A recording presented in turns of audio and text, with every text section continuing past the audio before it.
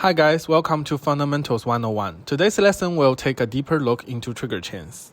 Although we've previously made a video about trigger chains, we still see that many players find this concept difficult to understand and remains curious about it. In fact, the concept of a trigger chain is quite simple when broken down. Use one thing to cause another thing to happen.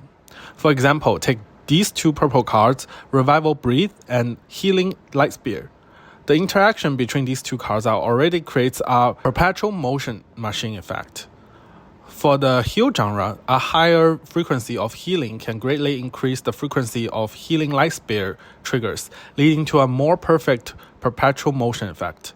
So how do we increase the number of healing occurrence? Revival Breathe itself is already a great example. Of course, there are also other cards that can generate healing effects.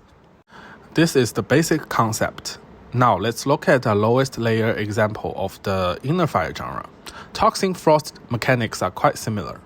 For the Inner Fire genre, in its early to mid-game stages, Soul Offering is the primary source of damage, as Inner Fire stacks do not directly harm enemies like Toxin does. So how do we increase the frequency of triggering Inner Fire stacks to get more Soul Offering projectiles? First, in the Inner Fire genre, we can have cards either generic or upstream hybrid that directly grant Inner Fire stacks. Get those. Next, take a skill that grants Inner Fire when gaining shield. Even at level 1, it converts shield triggers into Inner Fire triggers. Then pick cards that grant shield effects, and again keep them at level 1. Finally, there are skills that convert healing into shield or Inner Fire triggers. Also, keep them at level 1. Now, every skill that does heal, shield, or Inner Fire will give you more Inner Fire stacks, and it will be much easier to produce more Soul Offering projectiles with just one healing action.